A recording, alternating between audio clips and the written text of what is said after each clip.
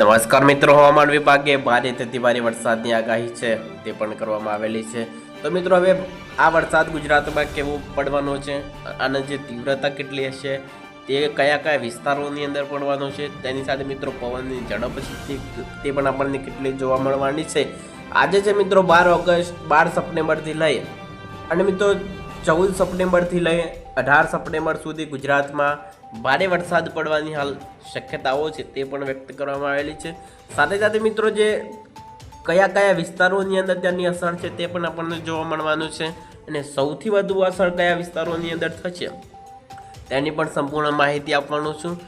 ત્યાર પછી મિત્રો વાત કરીએ તો આજે મિત્રો 12 તારીખથી લઈ અને મિત્રો હવે 14 તારીખથી લઈ 18 સપ્ટેમ્બર સુધી ગુજરાતમાં ભારે વરસાદ પડે હાલ તેવી પણ શક્યતાઓ છે તે પણ વ્યક્ત કરવામાં આવેલી છે.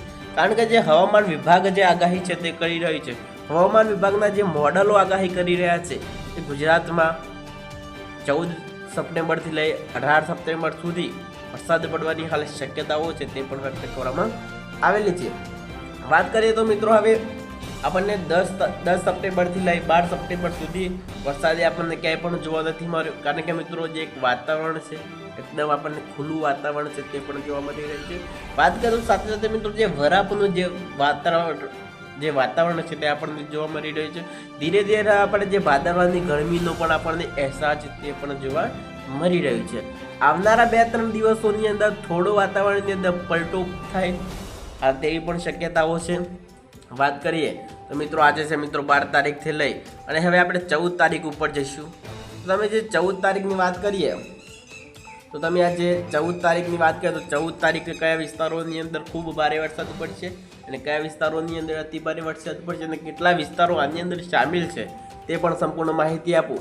તો આપણે આજે છે મિત્રો વિંડીના માધ્યમથી સમજીશું કે હવામાન વિભાગની પણ થોડીક આગાહી છે અલગ હોય છે અને વિંડીની અંદર જે વિંડી મોડેલ બતાવે છે તે પણ આપણે સમજીશું. તો હવે એ તમે જોશો તો જે 14 તારીખથી લઈ જે દરિયાકાંઠાનો જે વિસ્તાર છે, જે કોહા છે, પોરબંદર છે, જૂનાગઢ છે, જામનગર છે, રાજકોટ છે, કચ્છનો કેટલોક વિસ્તાર છે, ગાંધીધામ છે, નલિયા છે, હલવડ છે, આવા બધા વિસ્તારોની અંદર મિત્રો 14 તારીખથી ખૂબ વાતાવરણની અંદર પલટું પડશે અને 14થી લઈ 18 સપ્ટેમ્બર સુધી ગુજરાતના કેટલાક વિસ્તારોની અંદર ભારે વરસાદ પડે હાલ તેવી પણ શક્યતાઓ છે તે પણ વ્યક્ત કરવામાં આવેલી છે. હવે નવરાત્રિનો તહેવાર છે તે આપણને જે ધીરે ધીરે આવી રહ્યો છે. કારણ કે મિત્રો હવે નવરાત્રિના જે ખેલૈયાઓની અંદર નવરાત્રિમાં પણ વરસાદ પડે તેવી પણ હાલ શક્યતાઓ છે તે પણ વ્યક્ત કરવામાં આવે છે. આ વરસાદ કેવો રહેશે? કારણ કે મિત્રો આ વરસાદ એક હળવો વરસાદ છે, સાર્વત્રિક વરસાદ છે. કારણ કે મિત્રો જે ઉત્તર વિભાગના જે વિસ્તારો છે, દક્ષિણ વિભાગના જે વિસ્તારો છે, ત્યાર પછી મિત્રો પશ્ચિમ વિભાગના જે વિસ્તારો છે, મધ્ય સાઉથના જે વિસ્તારો છે, મધ્ય જે ગુજરાતના જે વિસ્તારો છે, બોર્ડર લગતા જે વિસ્તારો છે, કચ્છ છે, પાકિસ્તાન બોર્ડર લગતા જે વિસ્તારો છે, પશ્ચિમ વિભાગના જે વિસ્તારો છે, તેવા બધા વિસ્તારોની અંદર છૂટા સ્તરે હળવા મધ્યમ વરસાદી પડે હાલ તેવી પણ શક્યતાઓ છે તે પણ વ્યક્ત કરવામાં આવેલી છે. 14 તારીખથી ખૂબ વાતાવરણની અંદર પલટો જોવા મળશે અને આપણે 14 તારીખથી લઈ 18 તારીખ સુધી કેટલાક જિલ્લાઓની અંદર ભારે વરસાદ પડે, ક્યાંક હળવા મધ્યમ ઝાપટા પડે હાલ તેવી પણ શક્યતાઓ હવામાન વિભાગ છે તે આગાહી કરી રહી છે.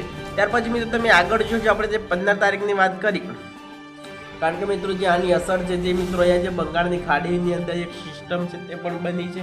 એ સિસ્ટમના કારણે ગુજરાતના કેટલાક વિસ્તારોની અંદર છૂટા સ્તરે ભારે વરસાદ પડવાની હાલ શક્યતાઓ છે તે પણ વ્યક્ત કરવામાં આવેલી છે. 15 તારીખે તમે જોશો તો જે સુરત છે, ત્યાર પછી મિત્રો જામનગર છે, ઉના છે, જૂનાગઢ છે, પોરબંદર છે, કોહા છે, જામનગર છે, રાજકોટ છે, જૂનાગઢ છે, આવા બધા વિસ્તારોની અંદર 15 તારીખથી વરસાદની શરૂઆત થાય હાલ તેવી પણ શક્યતાઓ છે તે પણ વ્યક્ત કરવામાં આવેલી છે. કારણ કે તમે જુઓ તો આ બધા વિસ્તારોની અંદર ખૂબ ભારે વરસાદ છે તે હાલ પડી રહ્યો છે. કારણ કે મિત્રો ત્યાં ગુજરાતની અંદર વાત કરીએ તો મિત્રો 2-3 દિવસ આગળ અત્યારે કચ્છના કેટલાક વિસ્તારોની અંદર ખૂબ ભારે વરસાદ પડ્યો, બનાસકાંઠાના સુઈગામની અંદર પણ ખૂબ ભારે વરસાદ પડ્યો. તેવા વિસ્તારોની અંદર અત્યારે ખૂબ ઘણી માત્રાની અંદર પાણી છે તે પણ ભરાયેલું છે. કારણ કે મિત્રો જે ઘરોના ઘર ડૂબી ગયા જેટલો વરસાદ છે તે બનાસકાંઠા કચ્છ જેવા વિસ્તારોની અંદર છે તે પણ પડ્યું હતું. અત્યાર સુધીની અંદર ગુજરાતમાં છે 100 ને મિત્રો 7% જેટલો વરસાદ છે તે પણ વરસી ચૂક્યો છે, જે બનાસકાંઠાની અંદર 25 વર્ષનો રેકોર્ડ તોડ હાલ તેવી પણ શક્યતાઓ છે તે પણ કરવામાં આવેલી છે। ત્યાર પછી મિત્રો તમે 15 તારીખથી લઈ જો 15 તારીખથી વરસાદની શરૂઆત થઈ છે, કારણ કે તમે જો 15 તારીખ અથવા તમે 16 તારીખ જો છો તો આ બધા વિસ્તારોની અંદર ખૂબ ભારે વરસાદ પડ્યો છે, જેની અસર ધીરે ધીરે ગુજરાતમાં પણ તેની અસર છે આપણને જોવા મળવાની છે। આવનારા દિવસોની 1-2 દિવસોની અંદર ખૂબ વાતાવરણની અંદર પલટો થશે।